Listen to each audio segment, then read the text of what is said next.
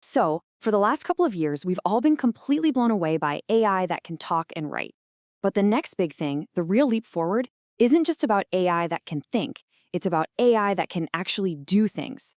Let's get into what this evolution from passive tools to active autonomous agents really means.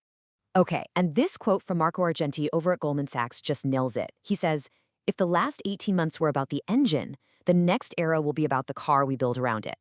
And that's the perfect way to think about this. We've got this incredibly powerful AI engine, right?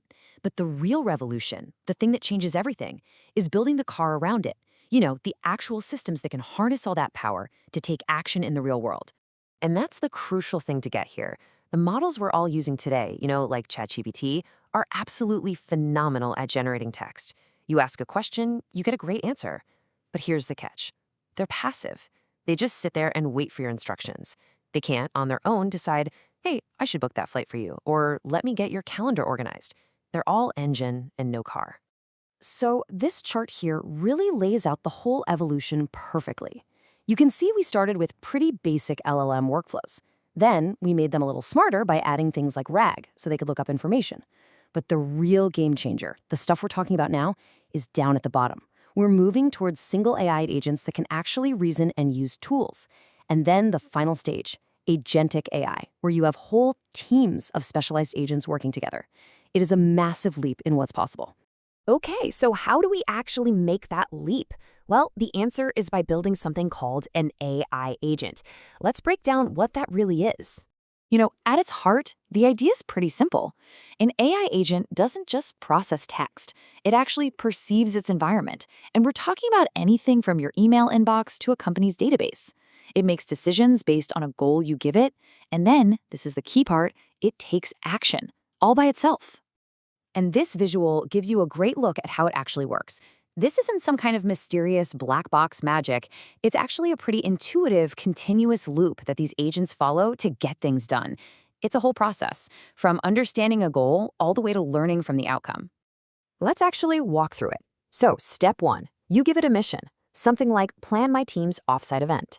Then it scans the scene. It's looking at calendars, reading emails, gathering all the info it needs. Next, it thinks through a plan. After that, it takes action, like actually sending the invites or booking the hotel. And finally, the really cool part, it learns. If something changes, it adapts. It's this constant cycle of doing and getting better. This quote just perfectly captures what it feels like to use one of these.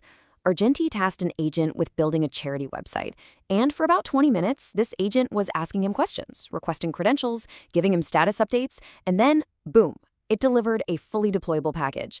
He said it was less like using a tool and more like collaborating with a junior developer. It wasn't just following orders, it was taking initiative. I mean, that sounds pretty incredible, doesn't it? But it brings up a huge question. How on earth do you engineer something with that level of autonomy? What are the actual blueprints for this new kind of intelligence? Well, the answer lies in something called agentic design patterns. The best way to think about these is like literal blueprints in engineering. They're proven, reusable solutions to the common problems you run into when you're trying to build these intelligent systems. They're what make them reliable and robust. And there are a bunch of them. The source material for this explainer lists more than 20. They cover everything from the basics, like prompt chaining and giving the AI tools to use, to really advanced concepts like reflection, where an agent literally critiques its own work to improve it, all the way up to multi-agent collaboration. These are the fundamental building blocks. Let's make this super concrete with a simple one, prompt chaining. So instead of trying to write one giant, complicated prompt to do everything, you just break the task down. Step 1, tell the agent to summarize a report. Easy enough. Step 2, take that summary and feed it into a second prompt to identify key trends. And step 3, use those trends as input for a final prompt to draft an email. See? It's a simple, logical sequence, and it makes the whole process so much more reliable. Okay, so once you have all these different patterns, you can start mixing and matching them. And by combining them, developers can start to build agents with really different levels of power and complexity. And this pyramid is a great way to visualize that progression. You start at the very bottom with the core reasoning engine, and then you just stack new capabilities on top of it, building your way up to these really sophisticated, collaborative systems with multiple agents. So let's just contrast the bottom with the top. At level 0, you've got your basic LLM. It's powerful, but it's totally isolated. No tools, no access to current info. Now jump all the way to level 3. Here you have a collaborative system. We're talking about a team of specialized agents that delegate tasks to each other, almost like a human organization, to tackle some massive, complex goal. The leap in capability is just enormous. And this massive leap in capability is exactly why this technology is poised to have such a huge impact. The future, in a very, very real sense, is agentic. And hey, if you need any proof of its impact, just follow the money. The AI agent market is already valued at over $5 billion this year. But check this out. By 2034, that's projected to explode to nearly $200 billion. This isn't some niche experiment. This is the next major technological wave. So where is all this heading? Well, experts are already thinking about the next wave, and they've got a few key hypotheses about what's coming. And honestly, some of this stuff is truly game-changing.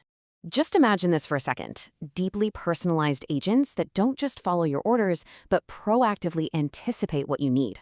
Or what about embodied agents? That's an AI brain inside a physical robot interacting with the real world, maybe even fixing that leaky tap in your kitchen.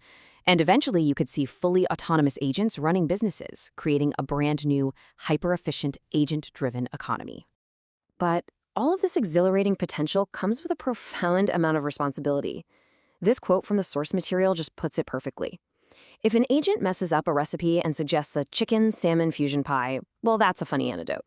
But if an agent makes a mistake on a major financial trade, that's a real problem. The stakes here are incredibly high. Which brings us to our final thought. The AI revolution is shifting gears. It's moving from just thinking to actually doing. So the question that remains for all of us is, as we hand over the keys to the car, what are we going to ask it to do first?